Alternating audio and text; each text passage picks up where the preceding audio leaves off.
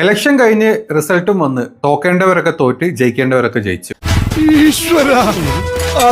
ഇതിന്റെ ഇടയിൽ മിസ്സിംഗ് ആയിട്ടുള്ള ഒരാളുണ്ട്. അതാരാന്നായിരിക്കൂലേ? എവിടെ പോണു? തൊണ്ട വെള്ളം കുടിക്കണം. ഈ പട്ടിയുടെ മോന്ത കണ്ടിട്ട് പോയാ മതി. വെള്ളം കുടിക്കണം. വെള്ളം കുടിക്കണം. ഇത് കണ്ടിട്ട് കുടിച്ചാൽ മതി. ഇവൻ ആരെന്ന് അറിയണ്ടേ? ഇയാളിനെ ഞാൻ നിങ്ങളോട് അഭ്യർത്ഥിക്കുന്നു, ഈ വയനാട് ഭാരതീയ ജനതാ പാർട്ടിക്കും മോദിക്കും അമിത്ഷായ്ക്കും വേണം. ഈ പറഞ്ഞ മനുഷ്യൻ അവിടെ കയറി ചെന്നിട്ട് ഈ കള്ള വർഗീയതയും ചെറ്റത്തരൊക്കെ അവിടെ പോയി വിളിച്ചു പറഞ്ഞു. നിങ്ങൾ ആരും ചീത്ത വിളിക്കുക, ഇവരെ ഇത് പറയാ ചെയ്യണ്ട, കാരണം ഇവരുടെ ഒരു രീതികളാണത്. അവിടുത്തെ സ്ഥാനാർത്ഥിനെ അങ്ങ് ഹുങ്കിൽ കയറ്റിട്ട് എന്തോ കിട്ടും. അതായത് സുരേഷ് ഗോപി വന്ന് സംസാരിച്ചു കഴിഞ്ഞാൽ ഈ കേരളത്തിലെ ഹിന്ദു ജനങ്ങളെല്ലാവരും കൂടെ അങ്ങോട്ട് വോട്ട് ചെയ്യും എന്നും വിചാരിച്ച് ആ പാവം ഒരുപാട് സ്വപ്നം കാണുകയും ചെയ്തു.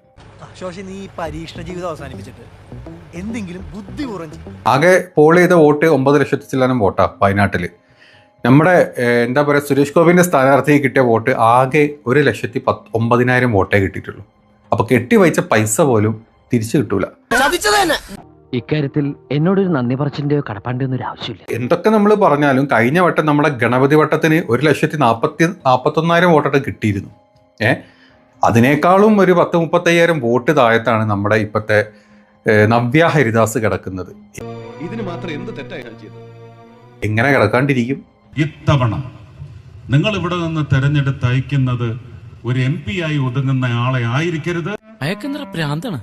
അയ്യോ പൊന്നു മോനെ, പ്രാന്ത് എന്ന് പറഞ്ഞ ഈ സൂക്കറിനെ കുറച്ച് കാണരുത്. ഇത് അതുക്കും മേൽ, മറിച്ച് ഒരു കേന്ദ്രമന്ത്രിയാകാൻ സാധ്യതയുള്ള ഒരു വ്യക്തിയെ ആയിരിക്കണമെന്ന് ഞാൻ നല്ല ഉറച്ച വിശ്വാസത്തോടെ നിങ്ങളുടെ മുമ്പിൽ വാക്ക് തരികയാണ്. അതിനുവേണ്ടിയുള്ള ഡൽഹിയിലെ പോരാട്ടം നടത്തുന്നത് ഞാനായിരിക്കും. എന്റെ പൊന്നു മുതലാളി, ദേവി തന്നെ സഹായിക്കരുത്.